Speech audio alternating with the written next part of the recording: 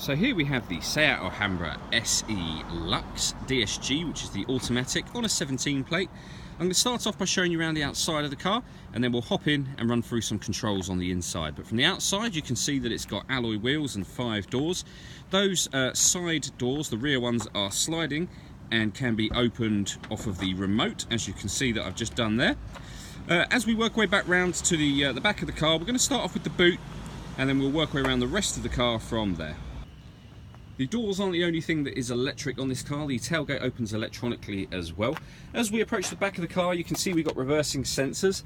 Currently all 7 seats are in place, as you can see. So this is the amount of boot space you would have with the 2 rear ones folded up. Let me show you what it's like when they are folded down. And there you go. As you can see, when they're folded down, you get a huge amount of boot space. Those 3 what are now rear seats will also slide forwards and backwards and fold themselves as well to give you even more space should you need it. Okay, so we're just going to work our way back round to the front of the car now, and then we'll hop in and run through some controls on the inside. But now that we've done a full circle of the car, you can see it's in fantastic condition the whole way round. Just briefly before we climb in, I think it's well worth seeing the interior from this exterior point of view. You'll see that the driver's seat is not only electrically adjustable, but has 3 different memory settings. We have full leather interior. There's plenty to run through on the dashboard, so let's hop in and we'll do that right now. So now that we're inside the car, we're going to start with the dials. On the left hand side we have the rev counter, and on the right hand side the speedometer. You can see the total miles in the middle, they are 22,370. You can change information displayed in the box above that using controls on the steering wheel. So we're in the driver information menu, if you like, at the moment, but there are other menus available to us. So audio, navigation, your phone, assist systems, settings, and then the multi-function display, which is the menu we started off in. If we back out to the steering wheel, on the right hand side here are the buttons I was using a moment ago, as well as voice activation for the phone. So you can hit that button and ask it to dial anyone on your contacts list. It can do that for you without you having to take your phone from your bag or pocket. And then on the left hand side here we've got stereo controls, underneath which at the back here, slightly out of focus, but you can see that is cruise control just there. Over in the centre we have the main touch screen for the car. So firstly, with regards to the radio, which is what's up at the moment, you can see that we've got DAB digital radio as well as FM and AM as well. If you want to listen to your own music, we've got a CD player at the top of that unit just there, amongst many other ways of listening to music. So you've got SD memory card slots, USB inputs, an auxiliary input, and once you've paired your phone, you can stream music wirelessly via Bluetooth audio, as well as obviously making and receiving phone calls. Now this car's also got satellite navigation. There's a full video showing that working on our website and on our Facebook page, which is well worth checking out.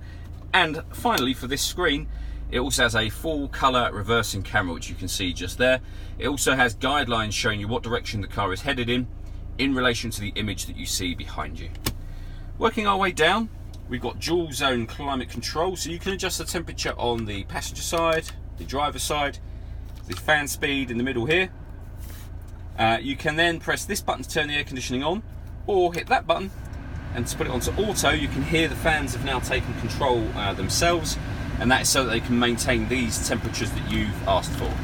If I turn the temperature down, the fan speed will go up even more, and when it hits that temperature, it will then kind of level out and the fans will turn down, or you can do that yourself as well.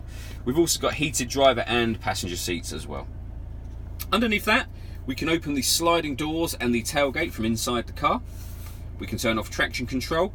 This button turns off the stop and start, so this car is designed to cut out in traffic when you're stationary to save you fuel. So that button will turn that system off.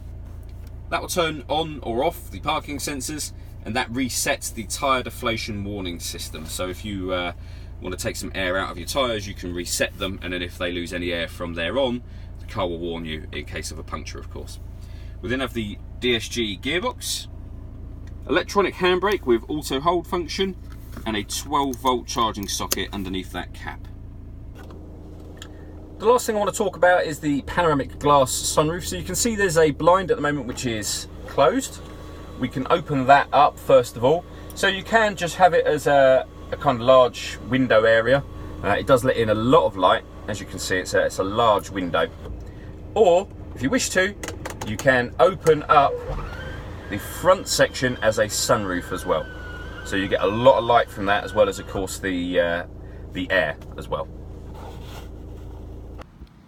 all that leaves me to say is thank you for taking the time to watch this video. If you'd like to come and see the car in person and have a test drive, please feel free to call any of our MJA sites. We'd love to hear from you soon.